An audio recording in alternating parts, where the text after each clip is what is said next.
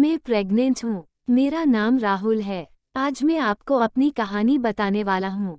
मैं करीब 10 साल से एक लड़की को प्यार करता हूँ, निधि को। निधि मेरे घर के पड़ोस में ही रहती है। मुझे उससे पहली नज़र में ही प्यार हो गया था। वो मेरे उस समय का प्यार है जब मैं ये भी नहीं जानता था कि प्यार होता क्या है। मेरा कपड़े का बिजनेस है, काफ़ी अच्छा है। मेरी और कोई भी इच्छा नहीं है सिवाय निधि को अपनी जिंदगी में लाने के।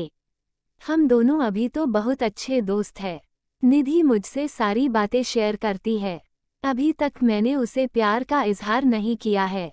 निधि का एक सपना है कि उसे मुंबई जाकर एक एक्ट्रेस बनना है, फिल्मों या टीवी में, इसलिए मैंने उसका सपना पूरा करने के लिए उसकी मदद की। उसके घरवालों को मनाया और उसे मुंबई भी में ही छोड़ कर आया था। निधि के पापा उसके बचपन में ही चल बसे थे। उसकी मम्मी के साथ वो अपने मामा के यहाँ रहती है। निधि को उस समय बहुत शौक लगा था, कुछ दिनों तक वो बोल भी नहीं रही थी। मामा को पापा कह रही थी। उस समय से उनका परिवार निकल गया।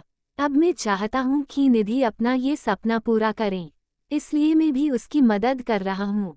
लेकिन शायद उतना आसान भी नहीं था। निधि 3 सालों से मुंबई में है। मैं उससे बात करता रहता हूँ, कभी कभी मिल भी आता हूँ। मेरे दोस्त मुझे कहते हैं कि मैं निधि को प्रपोज कर दूँ। ऐसा बहुत बार उनके कहने पर एक रात मैंने निधि को फ़ोन किया तो उसने वहाँ से कहा, राहुल कहाँ हो तुम? मैंने कहा, निधि में राहुल अभी घर पर हूँ। वो बोली, घर? मुझे यहाँ एयरपोर्ट पर छोड़ दिया। मुझे कुछ समझ नहीं आया। मैंने बोला, निधि में राहुल? वो फिर बोली, हाँ बोलो। मैंने बोला कि मुझे तुम्हें कुछ कहना है। ऐसा कहकर मैंने आई लव यू बोल दिया और मेरी खुशी का कोई ठिकाना नहीं रहा जब निधि ने भी I love you too Rahul बोला और बोली कि मैं आ रही हूँ सुबह तुम्हारे पास। सुबह वो भी आई और साथ में उसके माँ और मामा भी शादी की बात करने। मेरे मम्मी पापा मानेंगे या नहीं इसका मुझे पता नहीं था, लेकिन उनके जाने के बाद मम्मी बोली कि 3 दिन में शादी है। मैंने बोला, इतनी जल्दी? मम्मी का मुंह थोड़ा उतरा हुआ था। वो बोली, यह सब तुम्हें पहले सोचना था, अब तो जल्दी करना पड़ेगा ना। मुझे घरवालों का रिएक्शन समझ नहीं आ रहा था, लेकिन मैं इस बात से ज़्यादा खुश था कि मेरी शादी निधि से हो रही है। जल्दी में क्यों हो रही है इसका मुझे पता नहीं था, लेकिन मैंने मना नहीं किया। शादी को अभी 3 दिन थे। मुझे निधि की आंखों में अलग सा प्यार दिखाई दे रहा था। ऐसा मैंने पहले नहीं देखा था। हमारी शादी हो गई। शादी की पहली रात सुहाग रात। मुझे यकीन ही नहीं हो रहा था कि ये सब सच है। निधि बिस्तर पर थी। मेरे कमरे का दरवाजा लगाते ही वो उठकर मेरे पास आई।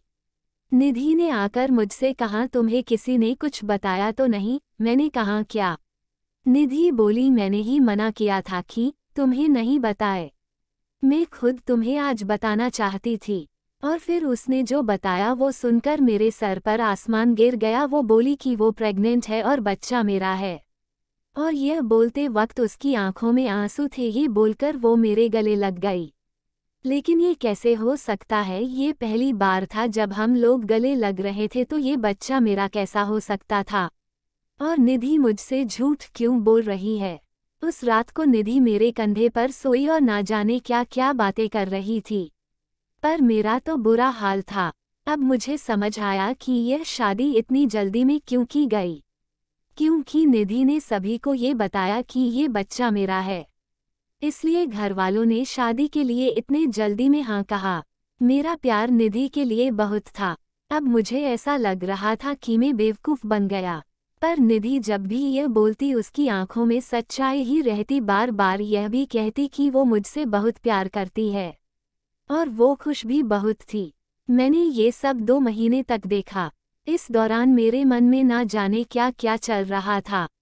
फिर एक रात मैंने निधि को कहा कि निधि, यह सब क्या है? ये बच्चा किसका है? वो बोली, राहुल क्या मजाक कर रहे हो?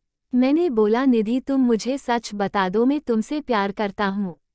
ये बच्चा किसका है? मैं इस बच्चे को अपना लूँगा। वो रोने लगी, बोली, क्या बोल रहे हो तुम? मुझे ऐसा समझते हो? क्या कहना चाहते हो? ये तुम्हारा नहीं है। उस रात मेरे सब्र का बांध टूट गया और मैंने निधि को घर से जाने को कह दिया। निधि उसी समय अपने घर रोते हुए चली गई। हमारे घरों में यह बात पता चल गई थी। निधि मेरे प्यार का फायदा उठा रही थी। फिर एक दिन जब निधि अपने घर वालों के साथ डॉक्टर के पास गई थी, तब एक औरत 55 साल की निधि का पता पूछने मेरी दुकान पर आई। मैंने बोला वो उसका घर है पर अभी वो है नहीं। मैंने उससे पूछा आपको क्या काम है। वो बोली कि मैं निधि उस रात एयरपोर्ट से उस दुर्घटना के बाद अचानक चली गई। मैं पूछना चाहती थी कि वो ठीक तो है ना। मैंने पूछा कैसी दुर्घटना। वो बोली एक्सीडेंट मेरे बेटे राहुल का। मैंने पूछा राहुल। वो बोली हाँ मेरा बेटा राहुल और निधि एक दूसरे से प्यार करते थे, दोनों शादी करने वाले थे निधि के साथ में, और राहुल निधि के घर आ ही रहे थे कि रोड क्रॉस करते वक्त मुझे बचाने के लिए मेरा बेटा एक बड़ी बस के नीचे आकर चल बसा। एक्सीडेंट इतना भयानक था कि वो उसी समय चल बसा। निधि वहां से चली गई। मैं ये देखने आई कि वो ठीक है ना। अब मुझे सब समझ आ गया था। निधि जिससे प्यार करती थी उसका नाम भी राहुल था, और उसकी आंखों के आगे वो चला गया। इस बात से उसको इतना सदमा लगा है कि वो इसे मनाने को तैयार नहीं है।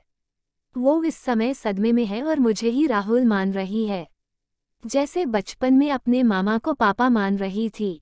इसलिए उसकी आंखों में सच्चाई दिखाई दे रही थी। मैंने भी ठीक उसी समय उसे फ़ोन किया था और प्रपोज किया था, इसलिए वो इस तरह से बात कर रही थी। उसकी आंखों में जो प्यार है वो इस राहुल के लिए बल्कि उस राहुल के लिए है। मैंने उन्हें निधि से मिलने नहीं दिया और उन्हें कहा कि आप जाए, मैं उसका पति हूँ, मैं उसका ख्याल रख लूँगा। मैं नहीं चाहता था कि निधि को सब याद आ जाए। निधि जब घर आई तो मैं उसके पास वापस गया। मैंने बोला निधि सॉरी। वो रोने लगी, बोली तुम्हें इस हालत में मुझे खुश रखना चाहिए और तुम मुझे रुला रहे हो। उसको रोता देख मुझे भी रोना आ गया। निधि की इस हालत पर मुझे समझ नहीं आ रहा था मैं क्या करूं। निधि को मैं झूठा कह रहा था, लेकिन मुझे यह नहीं पता था कि वो सच को मान नहीं रही है। मैंने निधि को मनाया और अपने साथ वापस ले आया। अब मैं उसे अकेला नहीं छोड़ सकता था। मैं जानता हूँ वो मुझसे नहीं उस राहुल से प्यार करती थी, लेकिन मैं तो उससे प्यार करता हूँ, और अभी उसे इस हालत में अकेला नहीं छोड़ सकता। निधि भी मेरी है और उसका बच्चा भी।